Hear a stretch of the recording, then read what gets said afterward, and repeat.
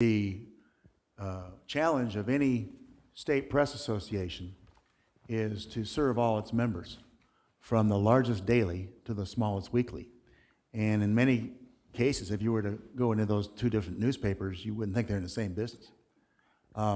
They're so different, and their needs are so different.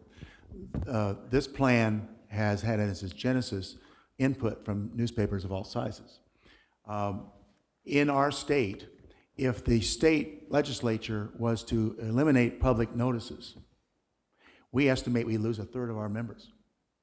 That would mean 1/3 of the members, 1/3 of the towns that now have newspapers in Iowa would have no local communication base.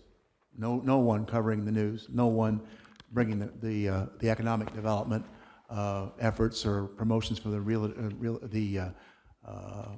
retailers together. No voice. And so it's a survival issue to some. And having a public notice website that I described earlier is not a deadlock cinch that's going to be the only, that's not the silver bullet that's going to save public notices. But we believe it's one of the, we've seen through legislative battles, it's certainly a significant one. On the other hand, the largest newspapers, just because they are large and they have more circulation, they receive more advertising. Well, getting paid faster for, several of our members receive over $1 million a year. And you do the math on this and what's it cost to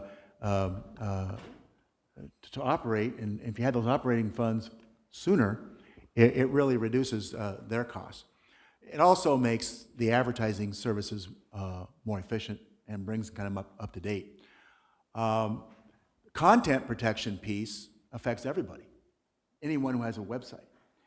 And the one thing you need to understand is that on collecting digital content from a central source, most, if not all, state press associations now have a bylaws requirement in their dues structure that in addition to paying whatever your dues are, you also must send X number of copies of every issue to the association.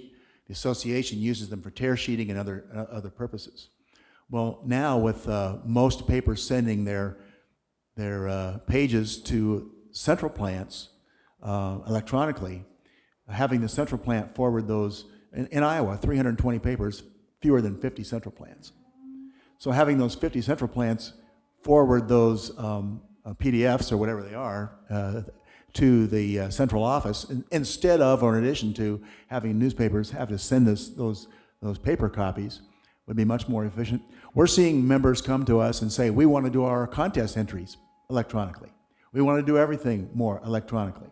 And this is in the culture now, and if we can show them the benefit of using electronic